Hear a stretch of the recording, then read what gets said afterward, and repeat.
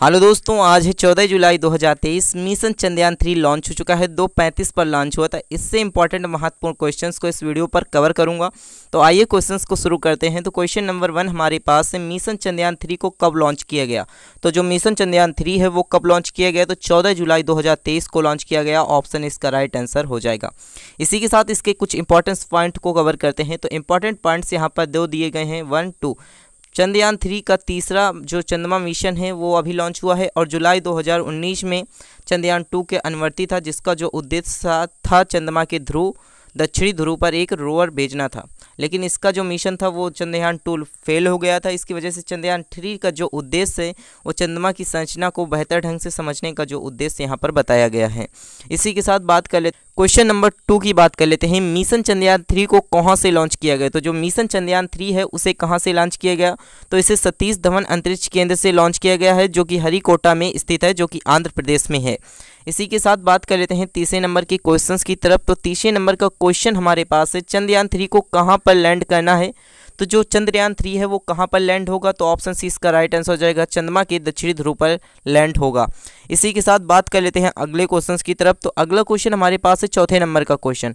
चौथे नंबर का जो क्वेश्चन है, चंद्रमा 3 को किस रॉकेट से लॉन्च किया गया है। तो चंद्रमा 3 को किस रॉकेट से लॉन्च किया गया है, तो जो इसका राइट आंसर हो जाएगा हमारा ऑप्शन सी हो जाएगा, LVW-3MA M4 से लॉन्च किया गया है। M4 से लॉन्च किया गया है। इसी के साथ बात कर लेते हैं यहाँ पर कुछ इंपॉर्टेंट पॉइंट दिए हुए हैं। तो इंपॉर्टेंट पॉइंट पर है, चंद्रमा 3 को LVM3 या M4 से लॉन्च किया गया है। इससे पहले हम इसे किस नाम से पुकारते थे, तो GSLV-MK3 के नाम से जाना जाता था।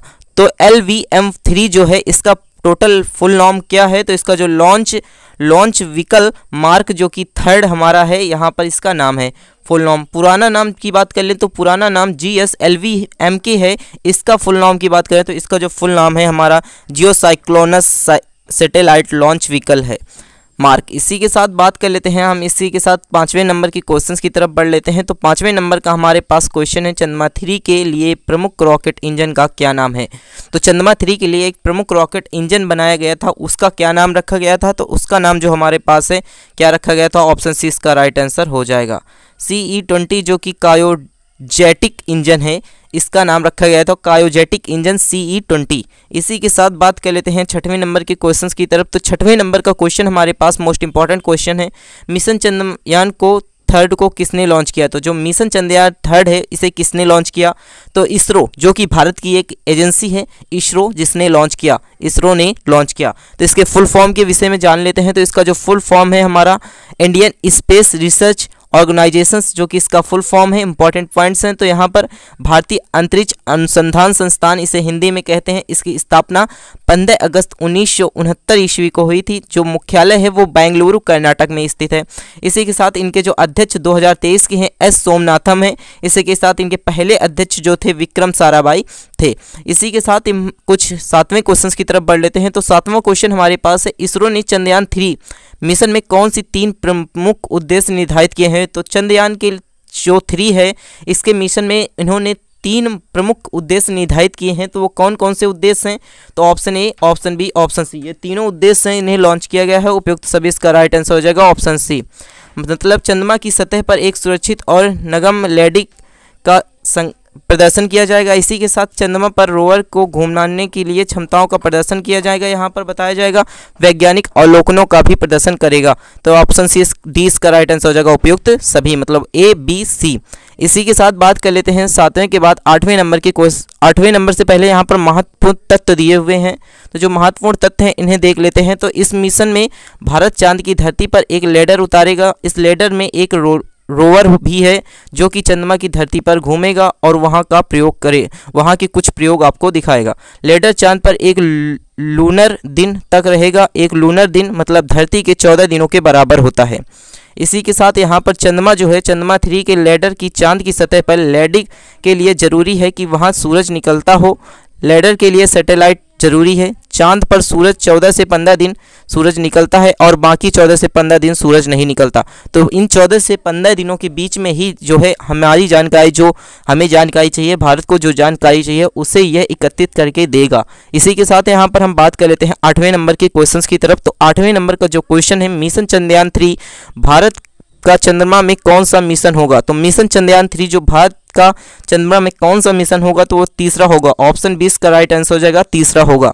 इसी के साथ यहाँ पर जो पहला कब किया गया था, तो इंपॉर्टेंट पॉइंट्स हैं, तो इन्हें नोट कर लीजिए। पहला चंद्रयान मिशन जो था वो 22 अक्टूबर 2008 को किया गया था, जो कि सक्सेस हुआ था। इसी के साथ दूसरा चंद्रमा मिशन जो कि 22 जुलाई 2019 को किया गया था, ये सक्सेस नहीं हो पाया था। इसी के साथ यहाँ पर ये लॉन्च होते ही, दक्षिणी ध्रुव पर पहुँचते ही ये ब्लास्ट हो गया था। इसी पर हम तीसरे जो चंद्रमा मिशन है 14 जुलाई 2023 को सफलतापूर्वक लॉन्च हो गया है। इसके 2 स्टेज कंप्लीट हो चुके हैं, तीसरा स्टेज में ये निकल चुका है।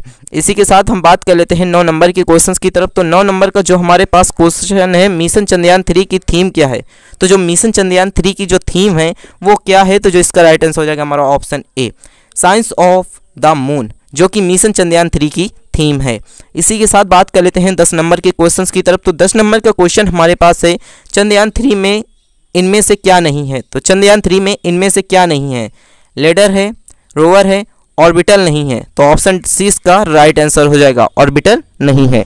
इसी के साथ हम इसके भी कुछ इंपॉर्टेंट पॉइंट्स को कवर करते हैं। तो इंपॉर्टेंट पॉइंट्स में दिए गए हैं, चंद्रयान 2 में लैंडर, रोवर एवं ऑर्बिटल था, लेकिन चंद्रयान 3 में ऑर्बिटल नहीं बनाया गया। चंद्रयान 2 का ऑर्बिटल पहले ही ऑर्बिटल में मौजूद है, जरूरत पड़ने पर इसे इस्तेमाल किया जा सकता है। मतलब चंद्रयान 2 पर यह ऑर्बिटल मौजूद है, इसे इस्तेमाल किया जा सकता है जरूरत पड़ने पर। इसी के साथ हम बात कर लेते हैं इनके कुछ ऑर्बिटल के जो बजाय है स्वदेशी प्रोफेशनल मॉड्यूल दिए गए हैं। तो इनमें 3 मॉड्यूल आपको बताए जाएंगे। तो यहाँ पर हमारा प्रोफेशनल मॉड्यूल है, जो कि अंतरिक्ष मिशन पर जाने वाला यान का पहला हिस्सा होता है, जिसे प्रोफेशनल मॉड्यूल कहा जाता है। ये किसी स्पेसशिप को उड़ान भरने में ताकत देता है। तो प्रोफेशनल जो मॉड्यूल होता है वो किसी स्पेस को उड़ान भरने में ताकत देता है। इसी के साथ लैंडर मॉड्यूल जो होता है वो चंद्रमा का ये दूसरा मॉड्यूल है और महत्वपूर्ण हिस्सा है, जो कि चंद्रमा पर उतारा जाएगा और चंद्रमा की सतह पर यह सही तरीके से पहुंचने के लिए जिम्मेदारी लेता है। इसी के साथ यहाँ पर तीसरा जो हमारे पास है रोवर जो कि चंद्रमा का तीसरा हिस्सा होता है, जो कि रेडर के जरिए हमारा चंद्रमा की सतह पर उतरेगा और फिर मूवमेंट करके जानकारी जुटाकर धरती पर भेजेगा। तो यहाँ पर ये जो रोवर मॉड्यूल होता है ये धरती पर किसी चीज़ को, मतलब जहाँ से ये चीज़ लॉन्च होती है उस जगह को ये जानकारी जुटा करके, मूवमेंट की जानकारी जुटा करके देता है।